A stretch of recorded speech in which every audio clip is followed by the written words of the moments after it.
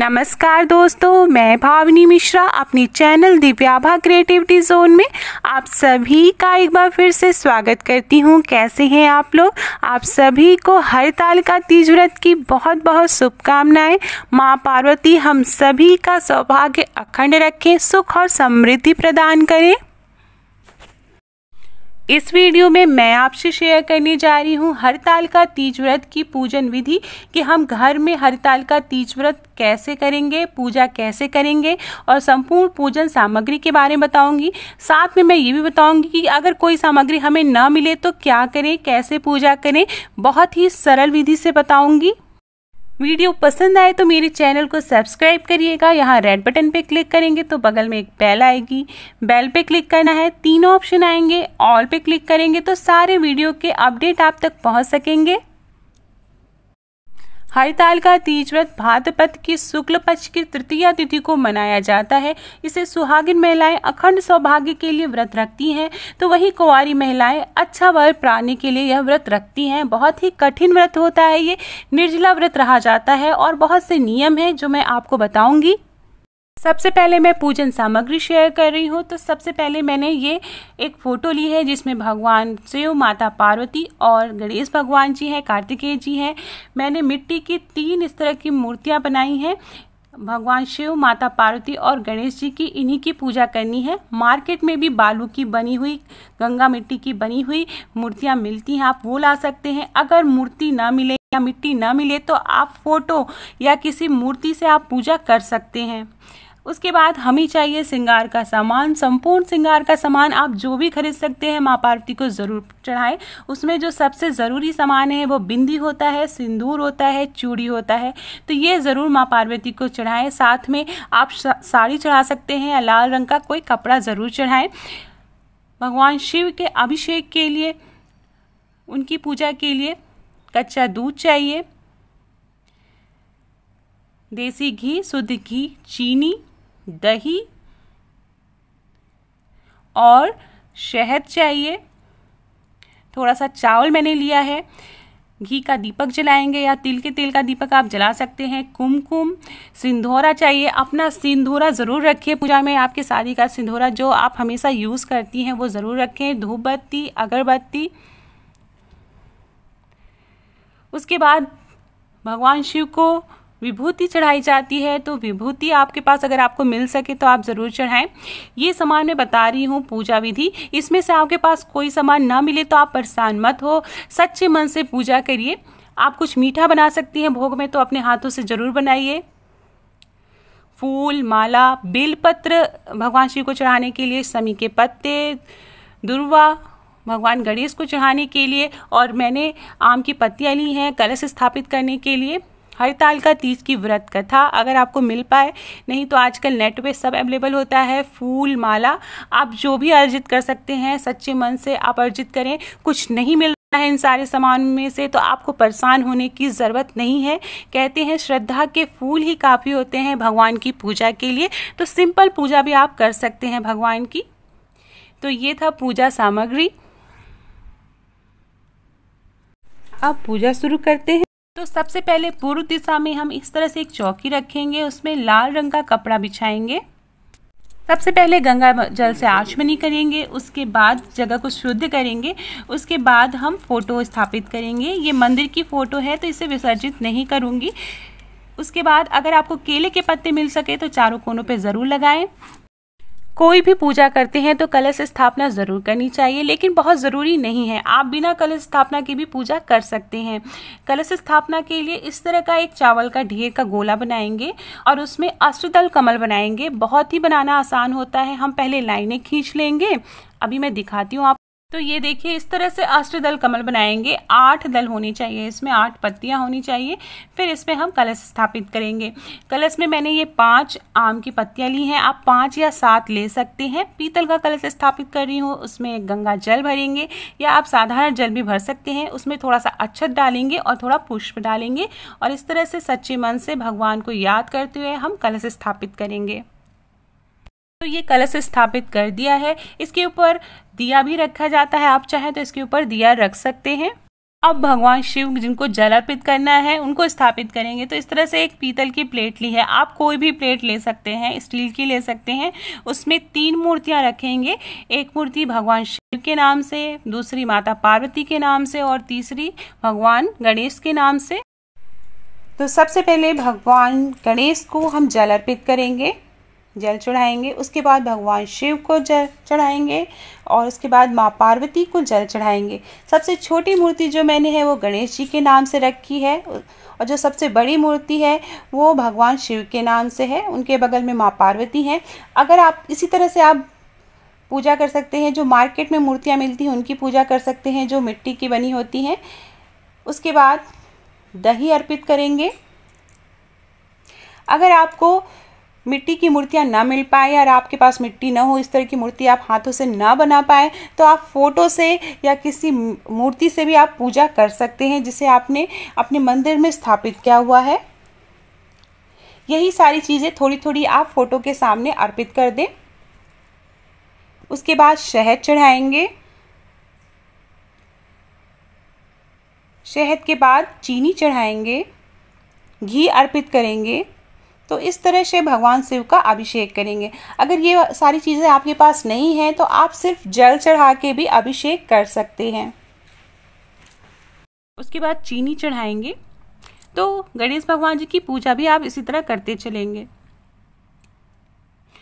अब कच्चा दूध चढ़ाएंगे, गणेश भगवान जी को चढ़ाएंगे, भगवान शिव को चढ़ाएंगे। माँ पार्वती का अभिषेक नहीं करना है तो सिर्फ उन्हें जल चढ़ाना है, बाकी चीज़ें माँ पार्वती को नहीं चढ़ानी है। फिर हम जल से फिर से भगवान को नहलाएंगे, जल अर्पित करेंगे। जल अर्पित करते समय ओम नमः शिवाय का जाप जरूर करना है।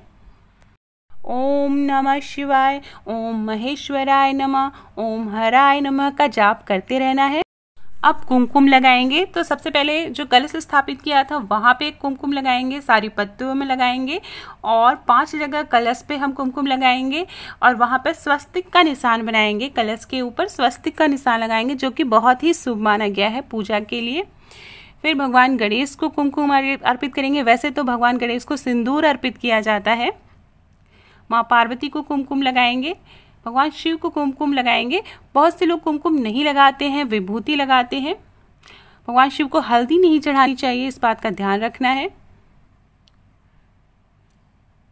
तो इस तरह से हम पूजा करेंगे। आप नॉर्मल इस तरह से भी पूजा कर सकते हैं। भगवान शिव को विभूति अर्पित करेंगे। भगवान शिव को विभूति बहुत पसंद है तो इसलिए ये अर्पित करेंगे। अगर आपको कहीं से मिल पाए तो अब सिंदूर लगाएंगे। भगवान गणेश को सिंदूर लगाना है तो पूजा का जो सिंदूर आपने रखा है वो लगा सकते हैं या अपने सिंदूरा का सिंदूर लगा सकते हैं। अपना सिंदूरा जो शादी का सिंदूरा है वो पूजा में जरूर शामिल करें। माँ पार्वती को सिंदूर चढ़ाएंगे। 7 बार सिंदूर चढ़ाना है। पूजा के बाद हमें सुहाग लेना रहता है तो सिंदूर अच्छे से चढ़ाइएगा ताकि जब आप सुहाग लें तो आपके माथे पे सिंदूर लग सके। फोटो की भी पूजा करते चलेंगे। माँ पार्वती को वहां पे भी सिंदूर लगाएंगे। इस तरह से भगवान गणेश को दुर्वा अर्पित करेंगे जिसे दूब भी बोलते हैं। जरूर चढ़ाना चाहिए भगवान गणेश जी को। तो जैसा कि मैंने बताया, अगर आप मिट्टी की मूर्तियां नहीं मिल पा रही हैं तो आप फोटो के सामने दुर्वा अर्पित कर सकते हैं। फूल चढ़ाएंगे। गणेश जी को लाल रंग का फूल चढ़ाना है। माँ पार्वती को आप हो सके तो लाल रंग का ही फूल चढ़ाएं। भगवान शिव को पीले रंग का या सफेद रंग का फूल अर्पित करें।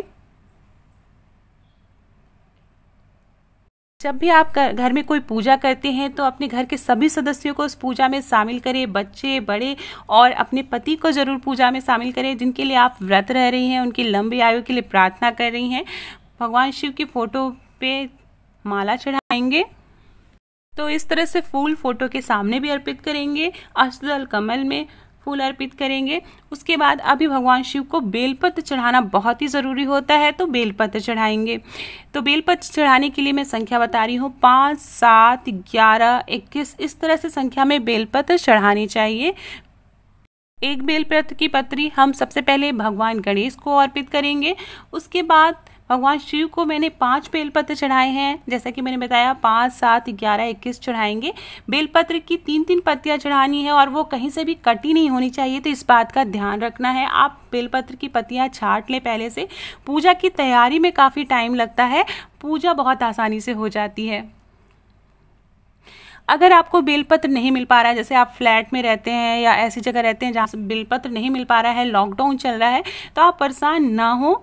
आप बेलपत्र नहीं चढ़ाएंगे, सच्चे मन से भी पूजा करेंगे तो मन में बेलपत्र चढ़ा दीजिए। समी के पत्ते अगर मिल पाए तो आप चढ़ाएं। भगवान शिव को समी के पत्ते बहुत पसंद हैं, तो समी के पत्ते आप ज़रूर चढ़ाएं अगर आपके आसपास कहीं से मिल पाए। उसके बाद भगवान को वस्त्र चढ़ाएंगे। वस्त्र में आप कुछ भी ले सकते हैं। माता के लिए आप साड़ी चढ़ा सकते हैं, भगवान शिव को अंगोछा चढ़ा सकते हैं। इस तरह के लाल रंग का वस्त्र लिया है मैंने और उसको मैंने फोटो को इस तरह से चढ़ा दिया है। तो ओम नमः शिवाय। अब माँ पार्वती को श्रृंगार का सामान चढ़ाएंगे। तो इस तरह से अगर आपने थाली में सजा के रखा है श्रृंगार का सामान, तो उसको इस तरह से छुआ दें, या श्रृंगार का सामान माँ पार्वती को चढ़ा दें, छुआ के रख दें बगल में। तो जो भी श्रृंगार का सामान आप सारी चीज़ें चढ़ा दीजिए। जैसे मेहंदी हो गया, चूड़ी, बिंदी, सिंदूर, कंघी, सीसा और आजकल पाउडर, क्रीम सब चढ़ाते हैं भगवान को, तो आप वो चढ़ा सकते हैं। बाद में ये सामान किसी सुहागिन महिला को आप दान दे दीजिए। तो जो भी साड़ी या श्रृंगार का सामान आपने चढ़ाया है, आप प्रसाद के रूप में भी अपने पास जरूर रखिए। जैसे बिंदी हो गया, चूड़ी कुछ पहन ली पूजा के बाद, पारण करने के बाद। उसके बाद जो भी सामान बचेगा वो आप किसी सुहागिन महिला को दे सकते हैं, किसी पंडित जी की वाइफ पंडिताइन को दे सकते हैं, ननद को दे सकते हैं। तो आप किसी सुहागिन महिला को इसको दे सकते हैं। अब हम दीपक जलाएंगे। आप घी का दीपक जला सकते हैं या तिल के तेल का दीपक जला सकते हैं। बहुत से लोग पूजा शुरू करने से पहले ही दीपक जला देते हैं, तो ये अपनी घर की मान्यताएं हैं, आप उसको फॉलो करिए। तो इस तरह से हम दीपक जलाएंगे, धूप बत्ती जलाएंगे और दीपक जलाने के बाद ही हमें कथा सुननी है। कथा आप घर के अपने पति से सुन सकते हैं या खुद पढ़ सकते हैं, या मोबाइल का ज़माना है, आप मोबाइल से कथा सुन सकते हैं। मैं डिस्क्रिप्शन बॉक्स में इसकी लिंक डाल दूंगी। हरताल का तीज व्रत की कथा आप वहाँ से भी लेके पढ़ सकते हैं, सुन सकते हैं। तो कथा सुननी ज़रूरी होती है, कथा सुनने से ही इस व्रत के फल की प्राप्ति होती है। तो इस तरह से दीपक जला के रखेंगे। भोग लगाना अभी बाकी है, तो भगवान को भोग लगाएंगे। बहुत से लोग गुजिया बनाते हैं, जैसे यूपी और बिहार में गुजिया जरूर बनाई जाती है त्यौहार की तरह, तो आप गुजिया अर्पित कर सकते हैं। इस तरह बाजार की आजकल मिठाई न लाए, घर में अगर कुछ थोड़ा सा भी बना सके, जैसे कि ये मैंने बनाए हैं बेसन के लड्डू घर में, तो इस तरह से आप भोग लगा सकते हैं।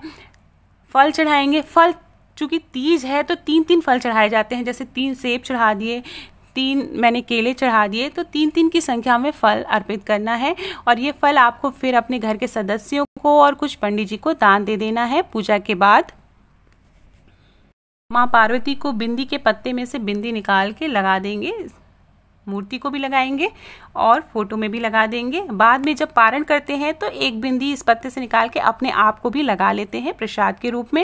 अब हरताल का तीज व्रत की कथा सुननी रहती है। मंदिरों में लोग जाते हैं तो वहाँ पंडित जी सुनाते हैं, यहाँ आप अपने आप पढ़ सकते हैं। तो अगर आपके पास इस तरह की हरताल का तीज की व्रत कथा है तो आप इसको पढ़ लें खुद से, या अपने पति से पढ़ा लें अगर वो साथ में बैठे हैं, या घर में कोई बुजुर्ग महिला हैं तो आप उनसे भी पढ़ा सकते हैं और आप कथा सुन सकते हैं। कुछ नहीं हो पा रहा है, आपके पास व्रत कथा की बुक भी नहीं है, किताब भी नहीं है, तो आप मोबाइल ऑन कर लें, वहाँ पर व्रत कथा मिल जाएगी, आप वहाँ से कथा सुन सकते हैं। कथा कानों में जाना बहुत ज़रूरी है। कथा सुनते समय ध्यान रखें कि हाथ में फूल और अक्षत रखे रहें और कथा समाप्त होने के बाद भगवान को अर्पित कर दें।